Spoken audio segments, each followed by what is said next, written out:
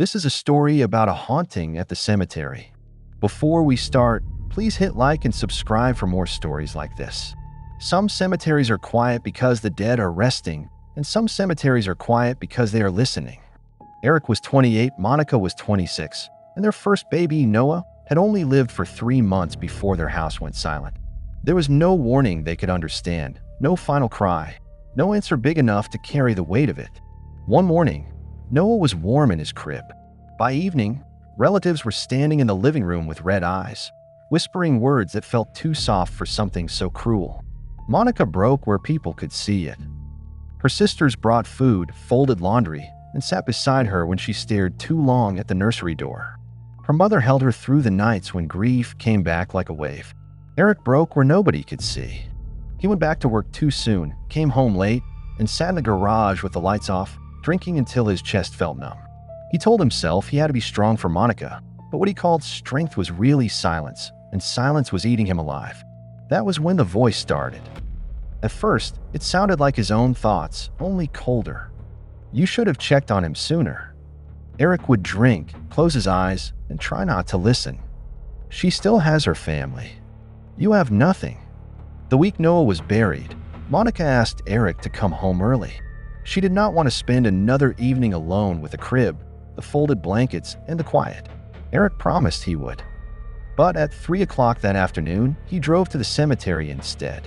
He parked beneath an old tree, took a bottle and a pack of beer from the passenger seat, and walked to the baby section. Noah's grave was still fresh, the grass too new, the marker too small. Eric knelt beside it, touched his son's name, and finally broke. "I'm sorry, buddy," he whispered. "Daddy's so sorry." Then he opened the bottle and drank, while the cemetery waited around him. Eric stayed beside Noah's grave long after he should have gone home. The afternoon turned gold, then gray, and the headstones stretched shadows across the grass. Eric talked to his son as if Noah could hear him through the dirt. He told him about the football he had bought too early, the fishing trip he had imagined, and the first birthday they would never celebrate. His phone played soft music beside the grave. Monica called again and again. Her name lit up the screen until the battery icon turned red, but Eric could not answer. He was drunk, ashamed, and sitting in the one place no grieving father should stay too long. The voice inside him whispered, "What are you going to say, Eric, that you failed your son, and now you are failing your wife?" He let the call go to voicemail. By the time the cemetery office closed, Eric could barely stand. He searched his pockets for his keys, checked the grass, cursed under his breath, then forgot what he was looking for. The bottle was almost empty, beer cans were scattered beside the flowers, and Noah's tiny marker blurred through his tears. Then he heard it. A baby crying. Eric lifted his head. The sound came from beyond the infant graves, thin and trembling, close enough to hurt, far enough to feel impossible. "Noah," he whispered. The crying stopped. His phone flickered once, skipped the song, and died. Eric rubbed both hands over his face. "I just need a few minutes," he said. "I'll sleep it off, then I'll go home." He stumbled back to the car, leaning on headstones to keep his balance. Behind him, something small and dark stood between two graves, turning its head as he passed, but Eric never looked back. He climbed into the driver's seat, locked the doors, and closed his eyes. The next sound he heard was knocking. 3 slow taps on the driver's side window. Eric opened his eyes. The dashboard clock read 3:03 a.m. Outside, the cemetery was buried in fog. Then the knocking came again, but this time, it came from inside the car. Eric jerked awake, gasping. For a moment, he did not know where he was. His mouth tasted like alcohol and fear, his neck ached from sleeping wrong, and the cold inside the car felt wet, like cemetery fog had crawled through the vents. He reached for the ignition. No keys. He searched the seat, the floor, the cup holders, then every pocket on his body. Nothing. His phone was dead. Monica had no way to reach him, and nobody knew he was still locked inside the cemetery after dark. Eric opened the door and stepped out. At 3 in the morning, the cemetery looked wrong. The rows seemed longer, the stones seemed taller, and the fog moved low across the grass like something alive. Shadows darted at the edges of his vision, slipping behind graves whenever he turned his head. Somewhere to his left, an old woman laughed. Somewhere ahead, an old man sobbed. From the trees came the sound of children playing, little voices giggling, even though there were no children there. Eric forced himself toward the baby section, whispering, "Find the keys, just find the keys and go home." Breath touched the back of his neck. He spun around. Nothing. Then fire cut across his back. Eric cried out and stumbled forward. Under his shirt, 3 scratches burned from his shoulder blade toward his spine. He did not know how they got there, only that something had touched him and that something was close.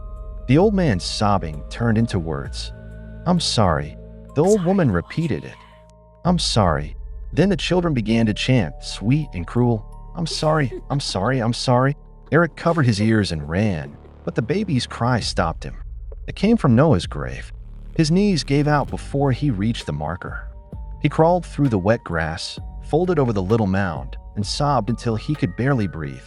"I'm sorry, buddy," he cried. "Daddy's so sorry." For one impossible second, tiny fingers pressed against his hand.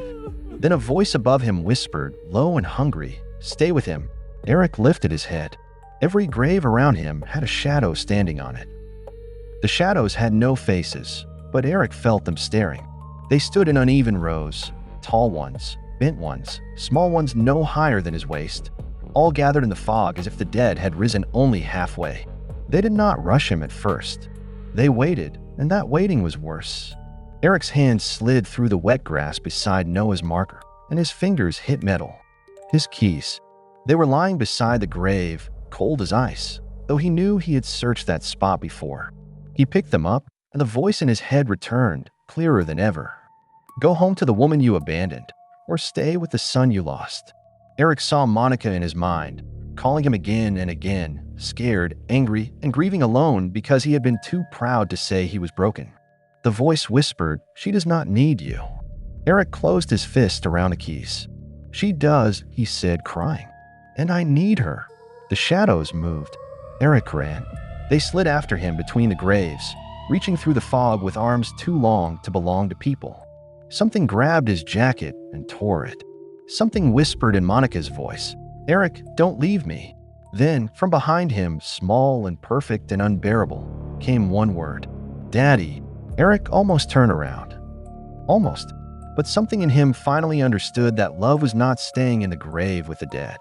Love was going home to the living before grief buried them too. He reached the car, threw himself inside, and jammed the key into the ignition. The engine clicked. Nothing. The shadows gathered outside the windows. Eric turned the key again. Click. A small wet handprint appeared on the passenger window. Eric shook so hard he could barely hold the key. "Please," he whispered. "Please, let me go home." He turned the key a third time. The engine screamed, coughed, and started. Eric slammed the car into drive and tore down the cemetery road. In the mirror, figures stood beside every grave, and near the baby section, a small shape was surrounded by darkness. Then the gates opened by themselves. When Eric reached home, Monica was on the porch, barefoot and crying into her phone. He stumbled out of the car, and she ran to him. This time, he did not pretend to be strong. He collapsed into her arms. "I need help," he said. "Monica, I need help. I can't do this alone." She held him tight and whispered, "You were never supposed to." Eric stopped drinking in the garage after that. He talked to Monica, then to a counselor, then to the people who loved him. The scratches healed into 3 pale lines, and he never found a good explanation for them. Months later, Eric and Monica visited Noah's grave in the afternoon. Before they left, Eric touched the marker and said, "I love you, buddy, but I have to go home now." From the old section, someone laughed, then cried. Eric took Monica's hand, and they left before sunset. That night, he noticed 3 tiny taps in the dust on the inside of his driver's window. Tap, tap, tap. Under them, written with one small finger, were 5 words. "Do not sleep here again."